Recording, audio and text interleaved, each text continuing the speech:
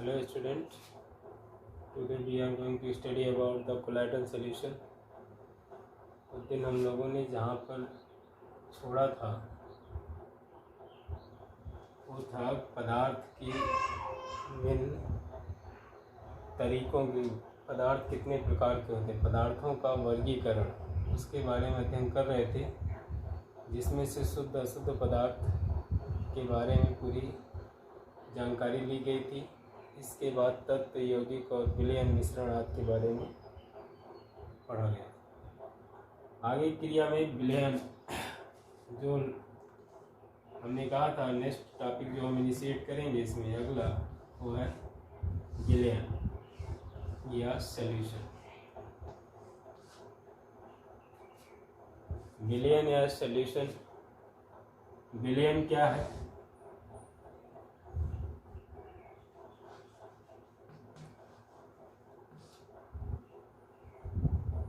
जब किसी पदार्थ को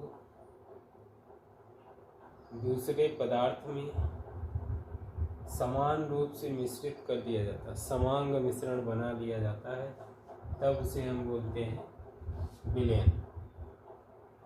तो विलयन क्या है? दो या दो से अधिक पदार्थों का एक समांगी मिश्रण।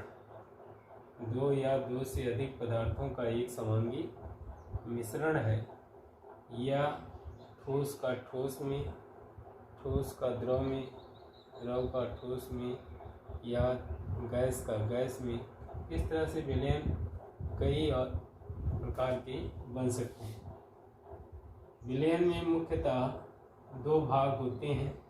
अगर किसी जलीय विलयन की बात करते हैं तो विलयन में मुख्यतः दो भाग। जब किसी पदार्थ को जल में घोला जाता है तब इस तरीके का विलयन जो तरल अवस्था में पाया जाता है उसमें देखते हैं तो इसमें दो भाग होते हैं। पहला विलय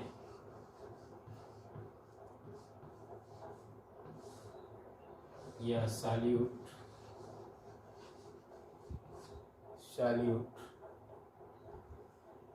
दूसरा विलायक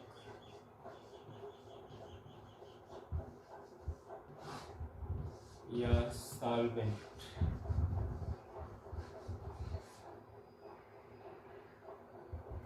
विलय घुलनशील या घुलने वाले, ऐसे पदार्थ जो घुलते हैं, ऐसे पदार्थ जो घुलते हैं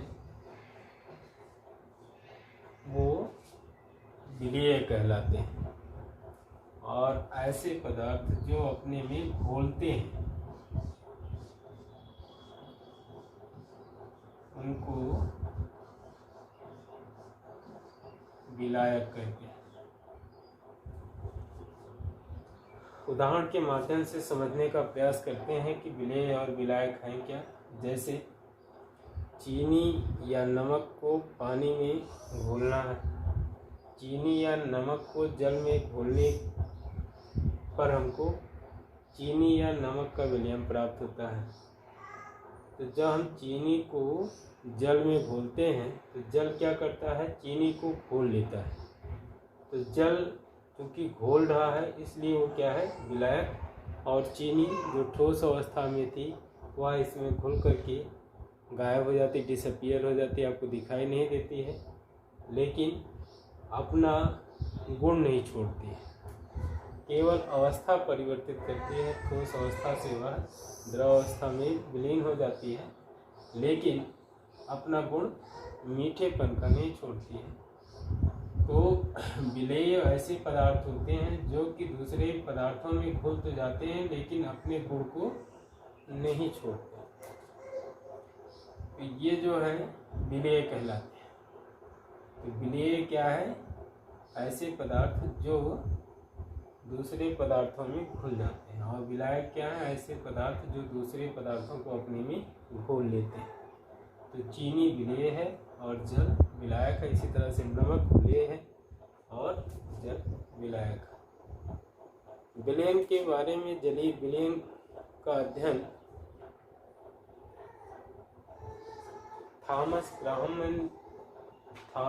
ग्राहम ने 1861 में विलयन का अध्ययन किया और अपने अध्ययन के परिणाम स्वरूप पाया कि विलयन में जो ज़्यादातर उन्होंने जलीय विलयन का अध्ययन किया, पाया कि कुछ ऐसे जलीय विलयन होते हैं जो कि पार्चमेंट पेपर होता है, अर्धपारगम्य झिल्ली होती है, पार्चमेंट पेपर या अर्धपारगम्य झिल्ली, अगर इस छन्नी से इसको छाना जाए तो कुछ ऐसे पदार्थ होते हैं जो इसमें घुले रहते हैं, वो इसको पार करके चले जाते हैं।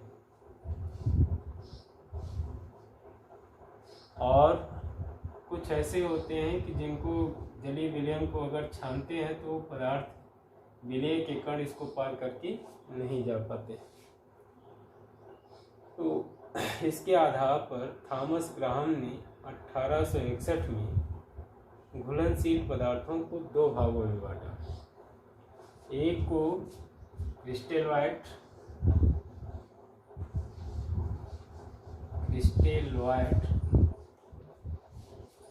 और दूसरा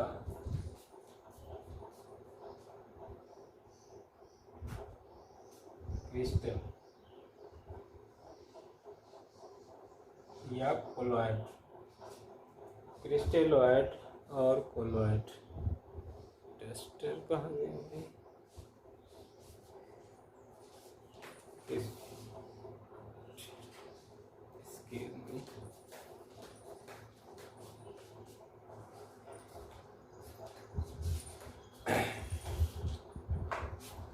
जो पदार्थ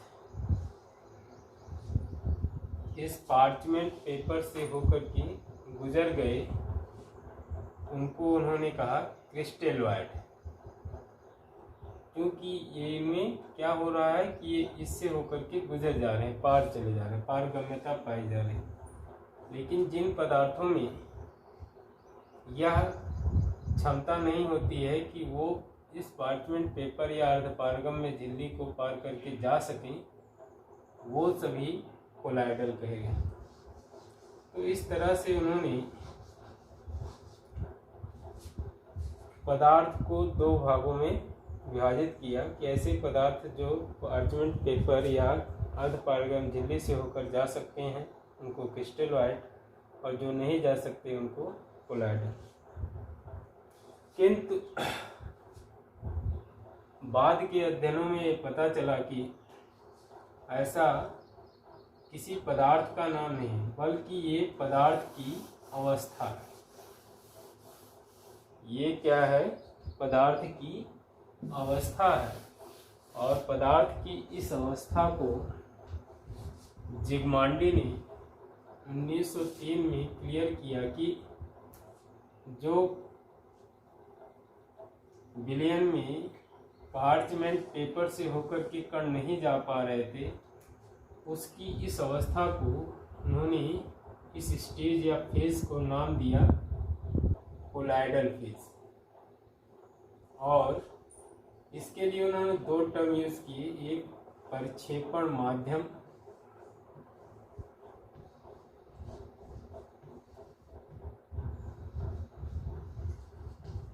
और दूसरा परिक्षिप्त प्रावस्था।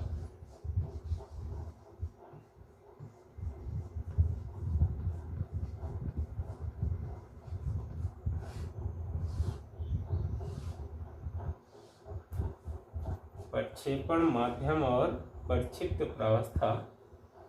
प्रक्षेपण माध्यम जो कि सतत होता है, इसमें कहीं पर भी इरेगुलरिटी या अनियमितता नहीं होती। प्रक्षेपण माध्यम रेगुलर या सतत होता है। इसका कहने का अर्थ है कि ऐसा माध्यम जिसमें बाकी सभी पदार्थ आकर के घुलते हैं, यानी कि इसको हम साधारण भाषा में कह सकते हैं विलायक। विलायक का नाम उन्होंने क्या रखा? प्रक्षेपण माध्यम।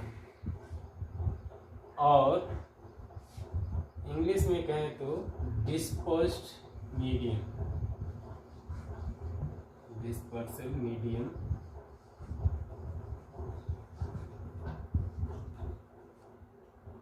और इस डिस्पर्सल मीडियम में जो पदार्थ होते हैं या उसमें वितरित होते हैं उनको कहते हैं डिस्पर्स्ड फेज। Dispersed phase.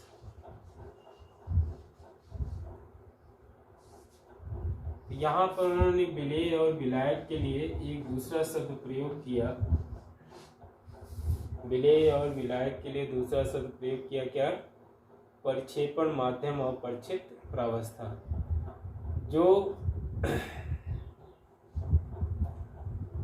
जो पदार्थ विलयन में विलायक का कार्य करते हैं वो परिक्षेपण माध्यम, और जो विलेय का कार्य करते हैं उन्हें परिक्षिप्त प्रावस्था। और इस प्रकार के विलयन को बोला उन्होंने कोलाइडी विलयन। और यह एक क्या है?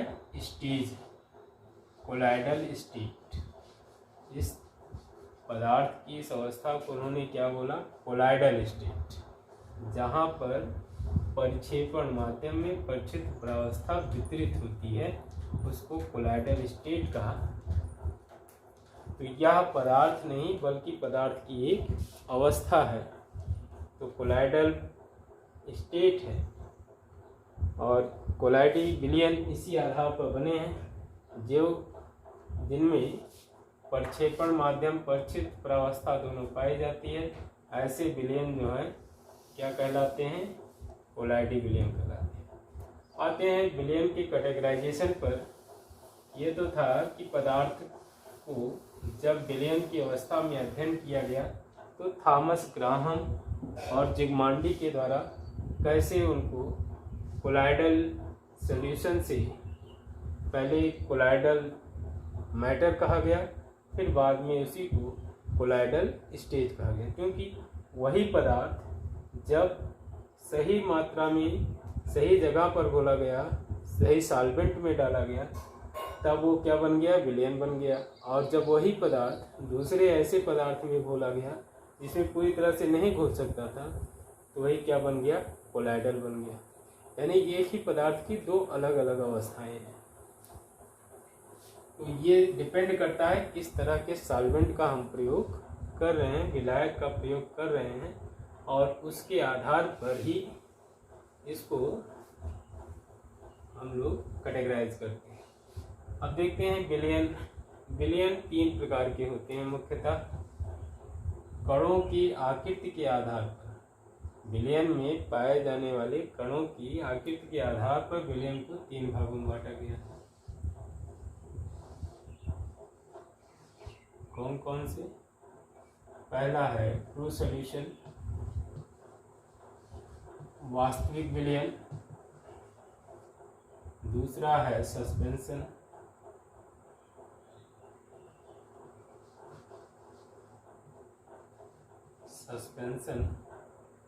या निलंबन। और तीसरा है कोलाइडल सॉल्यूशन या कलिल विलयन।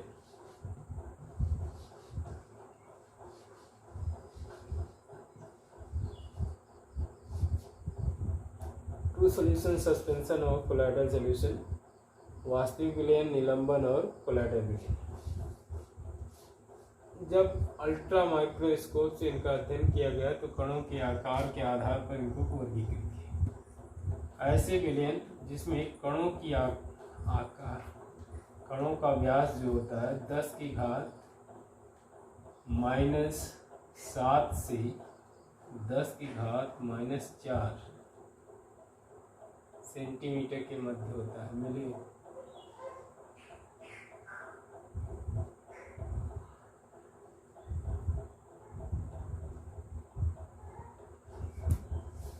(10⁻⁷ से 10⁻⁴ मिलीमीटर के मध्य होता है, उसे हम क्या बोलते हैं? वास्तविक सॉल्यूशन।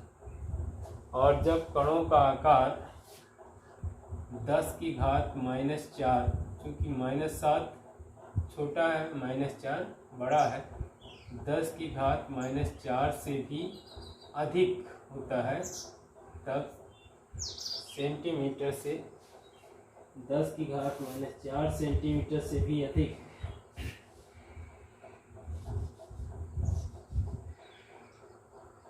10 की घात -4 सेंटीमीटर से भी अधिक होगा तब हम उसे क्या बोलेंगे, सस्पेंशन। और ये रेंज था कणों का, 10 की घात -7 सेंटीमीटर अगर आता है, ये सबसे छोटी साइज है, और 10 की घात -4 सेंटीमीटर है तो ये सबसे बड़ी है। तो जिसकी कणों की आकृति 10 की घात -7 से भी कम होती है उसे ट्रू सॉल्यूशन, जिसकी 10 की घात -4 से भी अधिक होती है उसे निलंबन, और जिसके कणों की आकृति इसके बीच में रहती है 10 की घात -7 से लेकर के 10 की घात -4, तो उसे क्या बोलेंगे, कोलाइडल सॉल्यूशन। तो ऐसे विलयन जिसके कणों की आकृति 10 की घात -7 से भी कम होती है वो वास्तविक विलयन कहलाते हैं। ऐसे विलयन जिनकी कणों की साइज क्या हो, 10 की घात -4 सेंटीमीटर से भी अधिक हो, यानी 10 घात -3, 10 की घात -2 या 10 घात -4, तो क्या कहलाएंगे, निलंबन। 10 की घात -7 से कम मतलब 10 घात -8, 9, -8 ऐसे होंगे तब भी वो क्या होगा, वास्तविक सॉल्यूशन। लेकिन यदि कणों की आकृति या उसका व्यास जो है इसके बीच में होता है, इन बिटवीन दिस टू, 10 की घात -7 से 10 की घात -4 के बीच में, ना तो बहुत अधिक छोटा ना ही बहुत अधिक बड़ा होता है, तब उसे हम कहते हैं कोलाइडल सॉल्यूशन। तो on the basis of their radii, solutions are categorized into 3 heads: true solution, suspension, colloidal solution. In true solution, size of the particles are 10 to power -7 centimeter. In suspension, 10 to power -4 centimeter. Whereas in colloidal solution, size of particles are 10 to power -7 to 10 to power -4 centimeter. ये है विलयन की categorisation. आगे की स्थिति में हम लोग कोलाइडल विलयन के गुण और उसकी विशेषताओं उपयोगिताओं के बारे में पढ़ेंगे। लास्ट पार्ट होगा कोलाइडल विलयन है क्या और वह हमारे लिए कितना उपयोगी है, इसके हम चर्चा करेंगे अगले वीडियो में। इसको आप ध्यान से पढ़िएगा, समझिएगा। जहाँ कोई क्वेरी होगी, without any hesitation you may call me anytime by WhatsApp.